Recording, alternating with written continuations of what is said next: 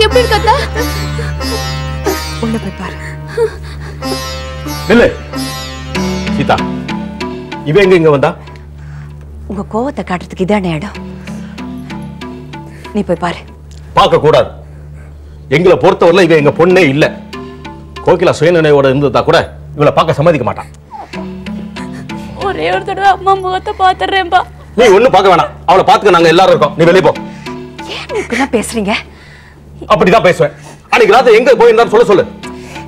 எந்த இடத்துல என்ன கேட்கணும்னு உங்களுக்கு தெரியல. இந்த இடத்துல உண்மையை சொல்லு. பார், எவ்வளவு நெஞ்செழுத்தம் பார். சொல்றாளா பார். இவ என் கண் முன்னாலே நிக்க கூடாது. வெளியே போக சொல்லுமா? நீ வீட்டுக்கு போயிட்ட.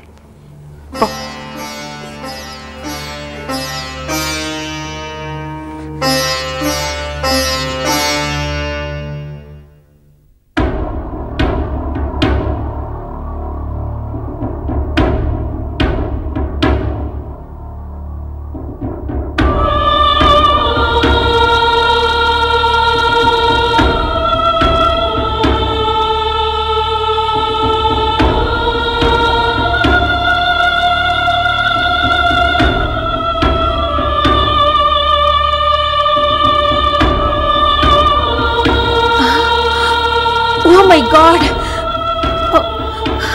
Doctor!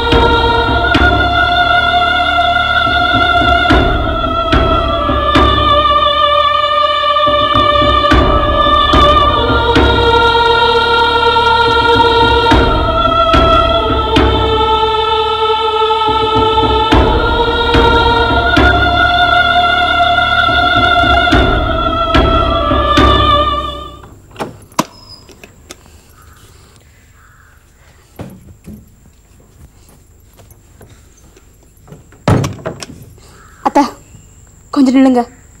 எனக்கு நியாயத்தை சொல்லிட்டு போங்க. நியாயமா? என்ன சொல்லணுங்கிற? ஹாஸ்பிட்டல் இருக்கிற அம்மா பார்க்கணும். எனக்கு மனசு இருக்காதா? எனக்கு மட்டும் அந்த வேதனை இருக்காதா? இல்ல எனக்கு அந்த உரிமை இல்லையா? அந்த உரிமையை நீ தான் கெடுத்துக்கிட்ட. நீ யாரோடய பழகுறன்னு எல்லாரும் சொல்லிட்டாங்க. நான் ஒருத்தி தான் இருக்காதுன்னு நம்பிக்கிட்டு இருந்தேன்.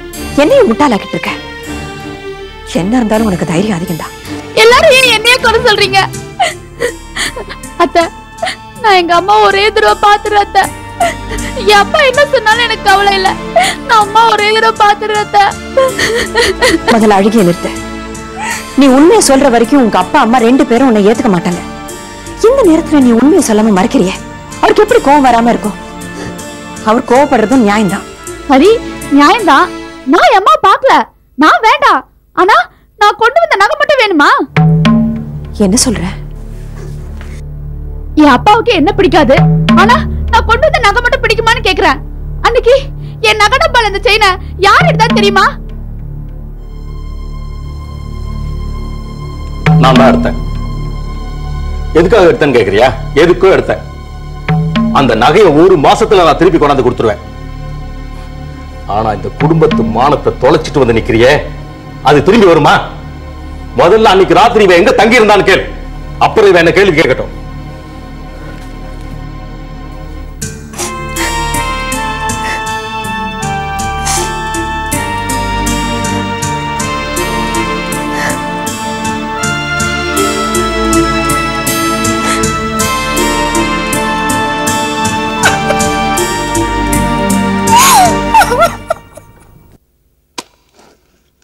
என்னப்பா? டாக்டர் பார்த்துட்டு இருக்காருமா. நீங்க வீட்டு போய் குளிச்சுட்டு சாப்பிட்டு வாங்கப்பா, நான் பாத்துக்கிறேன். கோகிலா பார்த்துட்டு போறேம்மா. சரி. எப்படி இருக்கு டாக்டர்? இப்ப நார்மலுக்கு வந்துட்டாங்க, ஒன்னும் ப்ராப்ளம் இல்ல. போய் பாருங்க.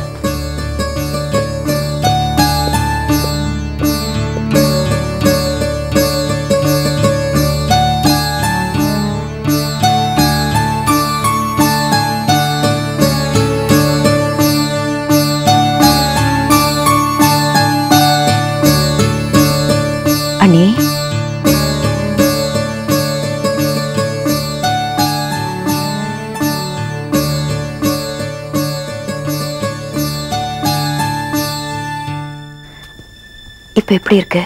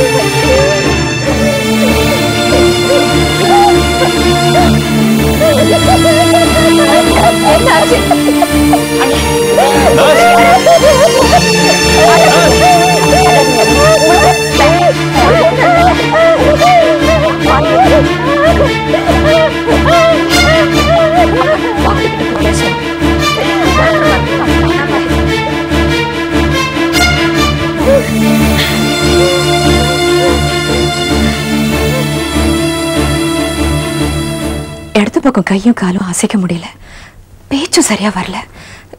என்னாச்சுங்க டாக்டர்? பிரெயினுக்கு போற ரத்த குழாயில அடைப்பு ஏற்பட்டிருக்குமா. பிளட் கிளாட் ஆயிருக்கிறதுனால பெராலிட்டிக் அட்டாக் வர்றதுக்கான சிம்டம்ஸ் வந்திருக்கு. உடனடியே அவங்களுக்கு ஆபரேஷன் செஞ்சாகணும். நாளை மறுநாள் புதன்கிழமை ஆபரேஷன். ஆபரேஷன் தலையிலேயே செய்யணும் டாக்டர்? இல்ல சார், இடது பக்கம் கழுத்துவாரத்துல இருக்கிற ரத்த குழாயில தான் அடைப்பு உருவாகி இருக்கு. இன்னைக்கு மருத்துவத்துறையில ஏற்பட்டிருக்கிற முன்னேற்றத்துல இதெல்லாம் ஒரு சாதாரண ஆபரேஷன் தான், பயப்பட வேண்டாம். ஆபரேஷனுக்கு எவ்வளவு பணம் ஆகும்? 25,000 இருந்து 30,000 வரைக்கும் ஆகும். பணத்தை ரிசப்ஷன்ல கட்டிடுங்க.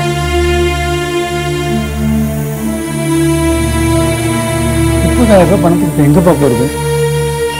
எதுக்கு பாக்குறவங்க எல்லாம் கடன் கேட்க வேண்டியதா? டாக்டர் உடனே கட்ட சொல்றாரு. அட முயற்சி பண்ணி பாப்போம்பா, சும்மா புலம்பிட்டு இருக்கேன்.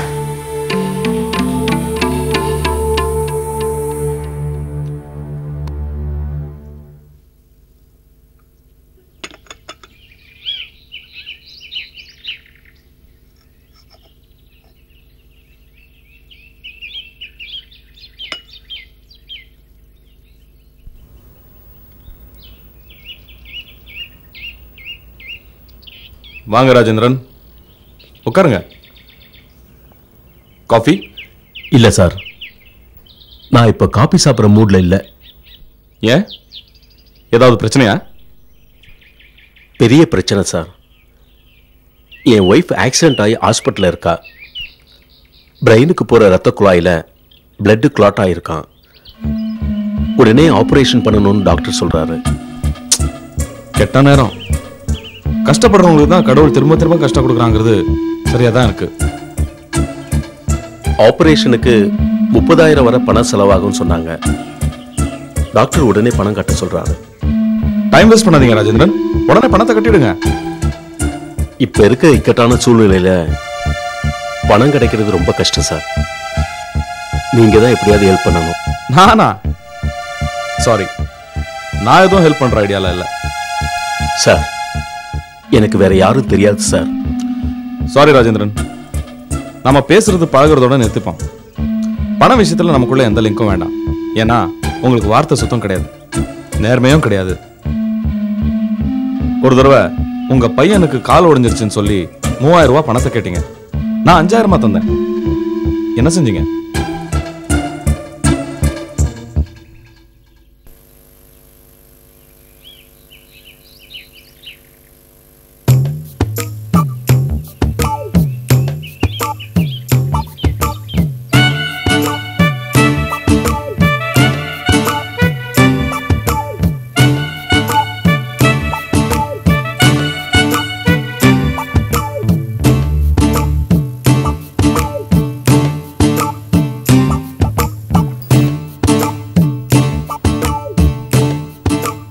Hello sir. ஹலோ. உங்க பையன் நல்லா விளையாடுறான். எதிர்காலத்துல நிச்சயமா மரோடான மாதிரி வருவான். ஆனா எல்லாம் உங்க என்கரேஜ்மெண்ட்ல தான் இருக்கு. என் சன் நல்லா விளையாடுறானா எனக்கு பெருமை தாங்க. அவன் எதிர்காலத்துல நல்லா வரணும்னா நான் என்ன செய்யணும்னு சொல்லுங்க, செய்யறேன். கோச்சிங் அனுப்புங்க. ஓகே. தேங்க்யூ.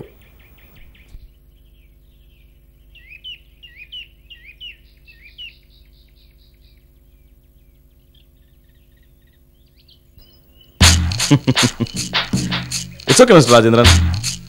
பிரமாதமான பொய், அசிங்கமான புத்தி.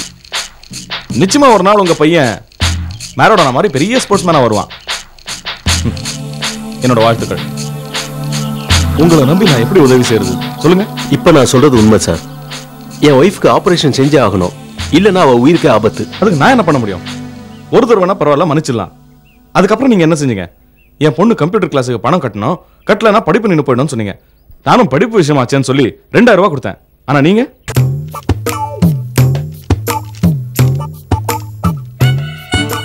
ராஜேந்திரா, இன்னைக்கு எல்லா கேம்ல நீயே ஜெயிச்சிட்ட. பாக்கெட்டே ரொம்ப வழிதுன்னு நினைக்கிறேன். இன்னைக்கு நம்ம காட்டுல அதிர்ஷ்ட மழை தான். ஹோட்டலுக்கு வாங்க, என்ன வேணாலும் வாங்கி தரேன். எனக்கு எதுவும் வேணாம். நாளைக்கு எனக்கு டோக்கன் போட்டு கொடுத்துரு. அவ்வளவுதானே? ஏழுமலை சார், சுந்தரமூர்த்திக்கு ஒரு 500 ரூபாய்க்கு டோக்கன் போட்டு கொடுத்துரு. யோ, நல்லா நீ போதையில விட்டுரு போற. எப்பா, நேத்து வாங்கின உங்ககிட்ட 500 ரூபா அப்படி. ரொம்ப தேங்க்ஸ்ரா. அது சரி, நேத்தி 10 ரூபா கூட பாக்கெட்ல இல்லாம போன, இன்னைக்கு சீட்டாட ஏதுற எவ்வளவு பணம்? அதை ஏன் கேக்குற? காலையில வீட்டுல இருந்து கிளம்பும் போது எம்டி தான். ஒரு கேனைய ஒருத்த மாட்டினான். அவன்கிட்ட நைஸா பேசி 2000 ரூபாய் கறந்துட்டேன். அவன் கைராசி செம்ம ஜெயிப்புப்பா. எப்படியோ ஃபுல்லா ஜெயிச்சிட்ட. சபாஷ் சபாஷ், ரொம்ப நல்லவன் நிரூபிச்சல. ரொம்ப ஈஸியா என்ன கேனே நான் கேட்டேன். உனக்கு பணம் கொடுத்த நானு உண்மையாவே கேனேன் தான். ராஜேந்திரன் இன்னொரு தடவை நான் கேனேன் ஆக மாட்டேன். நீங்க போலாம் சார். நான் சொல்றது உண்மை சார். உங்களுக்கு வேணா ஸ்டாம்ப் பேப்பர்ல கையெழுத்து போட்டு தரேன் சார். இந்த பாருங்க, hospital bills, receipt, X-ray report எல்லாமே. மிஸ்டர் ராஜேந்திரன், அனாவசியமா என்ன டென்ஷன் ஆக்காதீங்க. நான் எதையும் பார்க்க விரும்பல, நான் பணமும் தரதா இல்ல. You may leave please.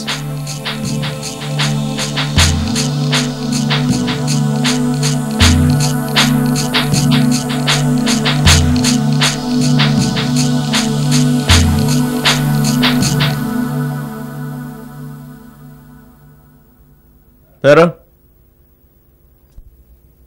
Yes sir. உனக்கு எத்தனை மணிக்கு டியூட்டி முடியும்? இன்னும் 10 நிமிஷம் இருக்கு சார்.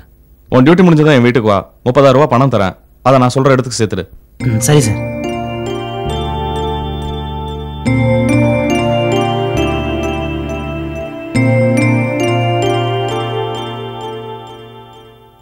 உயிர் விஷயம்ப்பா. ஆபரேஷன் செஞ்சுதான் ஆகணும். பணத்துக்கு தானே ஏற்பாடு பண்ணு. கடைசியா ஒருத்தரை நம்பி இருந்தேன் சார். அவரும் கையை விரிச்சிட்டாரு. என்ன யோசிச்சாலும் ஒரு வழியும் தெரியல சார். கம்பெனில இருக்க அவ்வளவு லோனையும் போட்டு வாங்கிட்டேயா? ஒரு லோனையாவது விட்டு வச்சிருக்க? ஆமா, இப்ப இருக்கிற வீடு சொந்த வீடு தானே? ஆமா சார். அப்ப அந்த வீட்டு மேல லோன் எடுக்கலாமே? அது முடியாது சார். ஏன்? அது ஏற்கனவே ஒரு முறை எங்க அப்பா வீட்டை அடமான வைக்கணும்னு என்கிட்ட கையெழுத்து கேட்டாரு. அப்ப நான் முடியாதுன்னு சொல்லிட்டேன். இப்ப போய் நான் கேட்டா அது அவ்வளவு நல்லா இருக்காது சார். அதுவும் கூட உடனடியா ஏற்பாடு பண்ண முடியாது சார். அப்படியா? சரி, ஒன்று செய். எமர்ஜென்சி லோன் போடு. 5000 ரூபாய் பணம் கிடைக்கும்.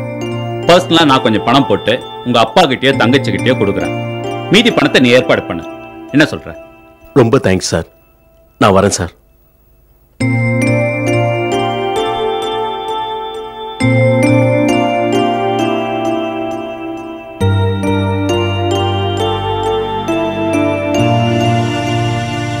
உடனடியாக ஆப்ரேஷன் பண்ணணும்னு சொல்லிட்டாங்க.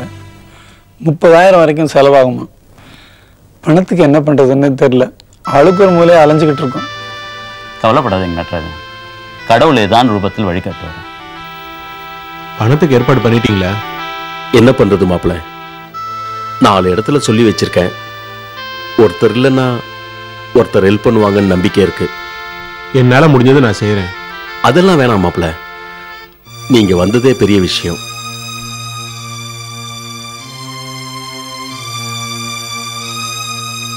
அப்ப நான் கிளம்புறோம். சீதா, மருந்து செலவு வச்சுங்க. இல்ல வேண்டாங்க. பரவாயில்ல, வாங்கிக்கோங்க. சீதா, ஃபினான்ஷியலி கொஞ்சம் டைட். நான் எப்படியே ஹெல்ப் பண்ணணும்னு பார்த்தேன். பட் சாரி, என்னால. இதுவே போதுங்க. ரொம்ப நன்றி. கோகிலாவுக்கு குணமாயிடும். அவங்க நல்ல மனசுக்கு ஆண்டவன் நிச்சயம் வழிகாட்டுவாரு. நீங்க கவலைப்படாதீங்க. நான் வரேங்க.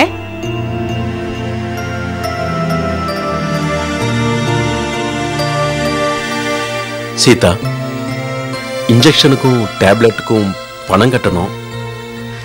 இந்தாங்கண்ணே, ஆண்டவ அருளால ஏதோ ஒரு விதத்துல நமக்கு பணம் கிடைக்குது. இதை முதல்ல கொண்டு போய் கட்டிடுங்க. வாங்கிக்க.